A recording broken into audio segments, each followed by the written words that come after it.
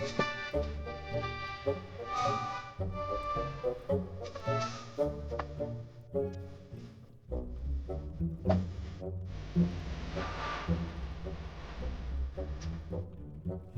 ูผาป่าดงที่กว้างใหญ่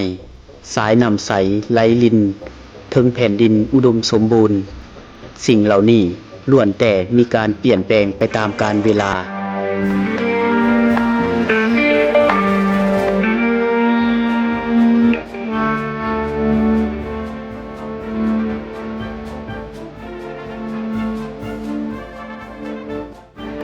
ก่อนหน้านี้10 กว่าปีบริเวณแห่งนี้ได้กลายเป็นแหล่งน้ำที่กว้างใหญ่ใสเย็นเป็นบ่อนอาศัยของสัตว์น้ำและนกหนูปูปีกพออ้อมหอบบริเวณหนองได้หุ้มล้อมไปด้วยป่าดงที่ตึบหนา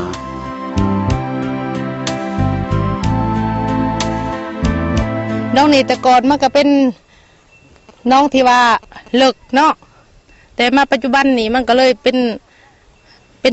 มันคูนขึ้นว่าฉันเชื่อมันคูนขึ้นก็เลยเห็นให้น้องนี่กลายเป็นเดินไประยะน้องบ้านชิงทานี่เขาเอ่ยว่าน้องน้ำถ้อยเนาะ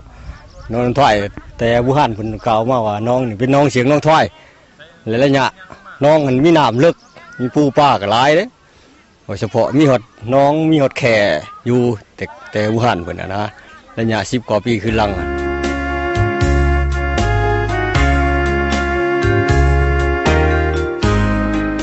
การเวลาได้ผ่านพ้นไปมีบางสิ่งบางอย่างก็ไปกับการเวลาน้องน้ำที่ใสเย็นขึ้นสื่อลือซาของชาวบ้านในละแวกนี้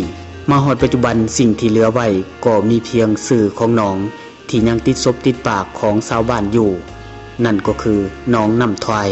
หรือน้องนางทวายที่ประชาชนบ้านสิงทาเมืองสองคอนจำนวน68 ครอบครัว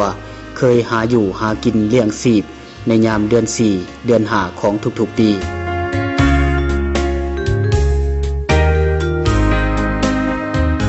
การปฏิบัติดังกล่าวนี้ยังสืบหอยตาว่าหอยปู่มาหอดตราบปัจจุบันการอนุรักษ์น้องเฮานี่เนาะก็มันได้วางระเบียบนะเพราะว่ายิ่งใส่ฤดูเดือน6เลยแม่นพวกเฮาก็บ่ได้มีการลงสาสายถ้ามีบุคคลได้ลงในหันก็แม่นแต่ปรับใหม่กันหั่นแหละเพราะว่าคนระเบียบบ้านนั่นนะยิ่งตามมาที่ตกลงอีกก็ปราบก็แบบนั้นในหันเลยแม่นเพื่ออนุรักษ์ไว้เฮาเฮ็ดที่ทั้งร่วมน้องหั่นน่ะมันเป็นน้องร่วม3 ปีพากันลง5 เทื่อนึงหั่นนะเพราะว่ายิ่งใส่กฎระเบียบเพิ่นนั้นแต่ก่อนนะในบ้านนี่บ่ในการลงหาหันก็แม่นเป่าเบิด2 ข้อละ5 น้ำบ่สิได้ผลปัก2สิได้ผลบ้านไกล10-8นี่แหละมาหานำกันหารวมในหันนั่นแม่นว่าไผได้หน่อยได้หลายก็ชุดแล้วแต่ไผแต่มัน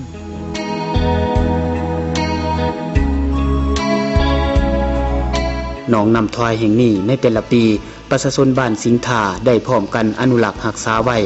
โดยได้เป็นเอกภาพกันห้ามบ่ให้ครอบครัวใดหรือบุคคลใดลงหาเอาปลา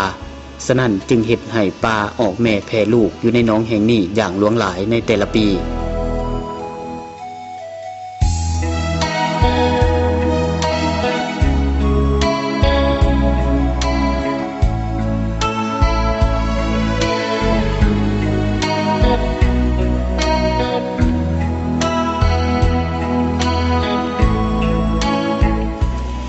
ดูพินไปใช้แล้ว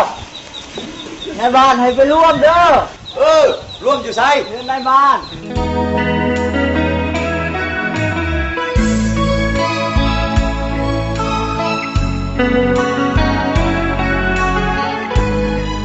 เลยน้องพ่อแม่ไปส่วนมาตะลบมื้อนี้ก็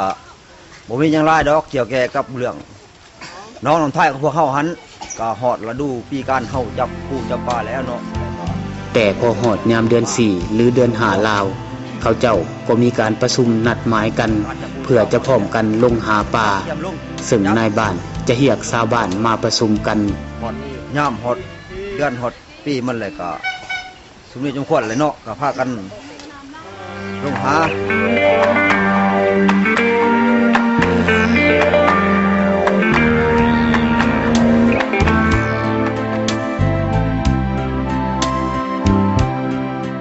การประชุมนัดหมายในปีนี้ได้เป็นเอกภาพกันตกลงเอาวันอาทิตย์เป็นมื้อผ่าป่า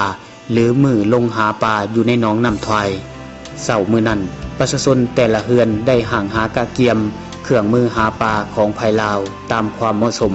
และมีอยู่ในแต่ละครอบครัวแต่การหาปลาในปีนี้มีเพียงแต่ชาวบ้านภายในบ้านสิงห์ทาเองเท่านั้น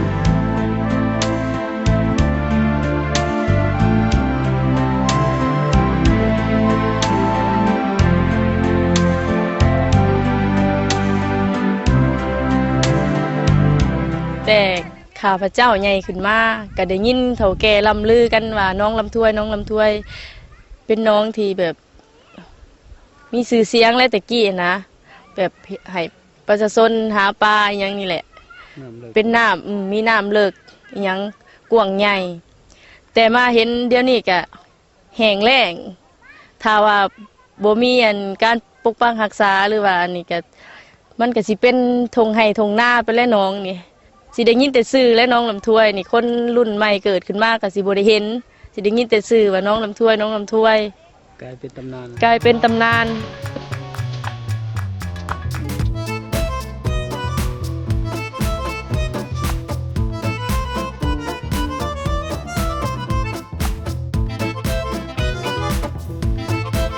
การหาปลาได้เริ่มต้นขึ้นซึ่งมีทางเด็กน้อยผู้ใหญ่ซึ่งแต่ละครอบครัวบ่มีไผขาดสองสาวนี้ถึงจะมีความย่านสัตว์น้ำบางสิ่งบางอย่างแต่ก็ยังตัดสินใจลงเรือหาเก็บหอยปูปลาห่วมกับชาวบ้านผู้อื่นๆทีมงานรายการเบิ่งบ้านเฮาก็อยากลงไปเหมือนกันแต่บ่มีโอกาส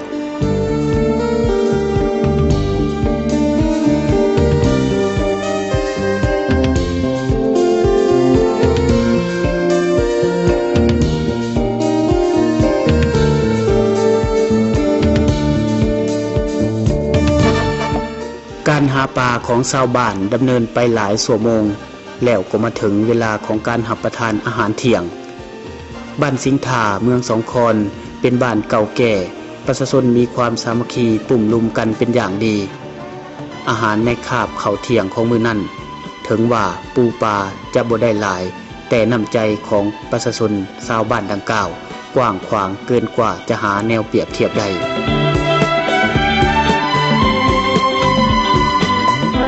เบื้องก่อนนั่นแต่ดึกดำบรรพ์แต่พอแต่แม่เฮามาน้องป้าตะกอนนั่นหลายนับป้าทุกชนิดว่าซั่นเสียมีฮอดแค่เบื้องก่อนนั่นเบื้องก่อนมีฮอดแค่เพิ่นจังว่าปัจจุบันนี้ถึงละดูมาเดี๋ยวนี้หั่นน่ะน้องนี่มันเลยหมอกเลยมุ่นขึ้นหมดแล้วแต่ก่อนน่ะมันระดับน้ำของมันลึกน่ะมีแต่3เมตร50เมตรระดับของน้องนี้แต่ปัจจุบันนี่นะมันได้ตื่นขึ้นแล้ว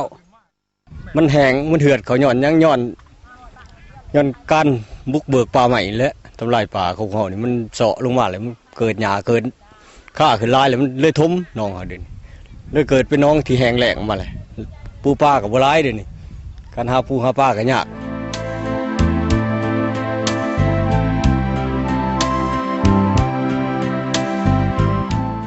น้องน้ำทวายในปัจจุบัน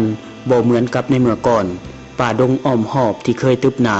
ก็ถูกถากถางแตนออกน้องน้ำที่เคยกว้างขวางใสเย็นและลึก 3-4 เมตรก็กลับกลายเป็นหนองที่ตื้นขึ้นเมื่อก่อนเคยขี่เรือข้ามไปมาปัจจุบันสามารถย่างข้ามไปมาได้และเต็มไปด้วยหญ้าป่องจอกแหน่และอื่นๆบางบ่อนก็กลายเป็นดินแห้งแตกเหิบชาวบ้านและผู้อาวุโสต่างก็ตั้งคำถามว่าหนองนับมือคูณตื้นขึ้นปูปลานับมือหน่อยลงเป็นย้อนเหตุผลอันใดถ้าหากสภาพเป็นเช่นนี้อีกประมาณ20 ปีหรือ50 ปีข้างหน้าหนองน้ำทวายคงจะเหลือเพียงแต่สื่อที่เป็นตำนานในวรรณคดีของท้องถิ่นเท่านั้น